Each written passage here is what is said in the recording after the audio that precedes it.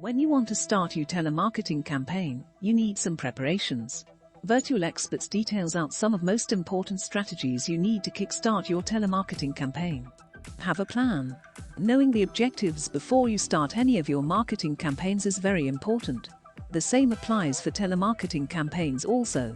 If your objective is to collect email addresses, you can get it from the first point of contact itself.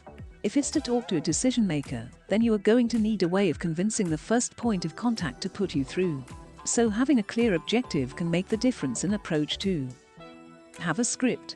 Once the object is set, create a script that suits your approach to achieve that object.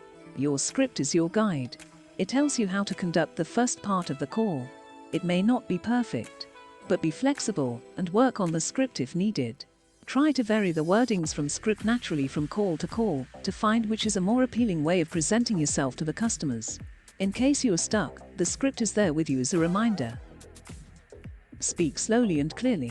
It is quite normal to be nervous when you make your first cold call. But if your nervousness is reflected on the other end, it may have a negative impact. You may go out of the lines with the script if you are afraid. Dropping your arms to your sides when you get through can create pressure on the diaphragm and help you slow down. With a more natural speed, you'll sound more sincere. Sincerity works well in conducting business. And it feels good too. Also make sure you don't over-rehearse the script and sound like a robot. Be prepared to have a conversation.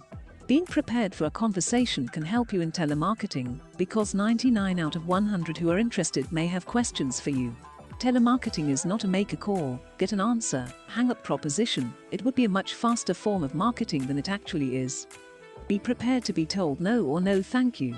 Sometimes customers behave rudely. Do not take it personally and don't let it upset you. Sometimes a no is really a no. Think about a shoe that doesn't fit your foot. You won't say yes to that all the time, do you? Let it go and move on to the next. Handling the gatekeeper. Company receptionists are often taught to avoid putting calls through to managers or directors. They're also often taught to refuse to give out information over the phone. Here are 2 tips to overcome this. Call before the company is open or half an hour after it closes. Receptionists will come and leave at the right time, but managers may stay. Talk to the help desk.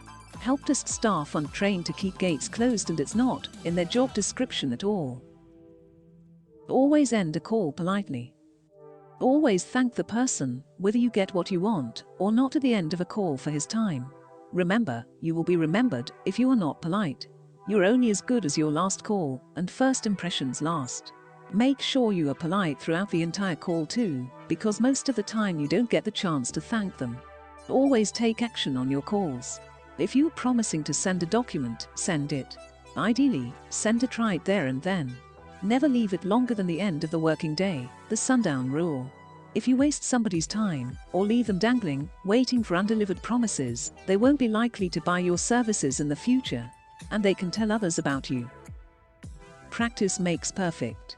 It may take some time from your first call to be comfortable with telemarketing. Remember that the worst thing that can happen is that someone will say no, which leaves you no worse off than you were before you made the call. Obey the law. Most countries have no laws governing telemarketing to businesses. However, before you start telemarketing, check with your legal representative to ensure that's the case where you live.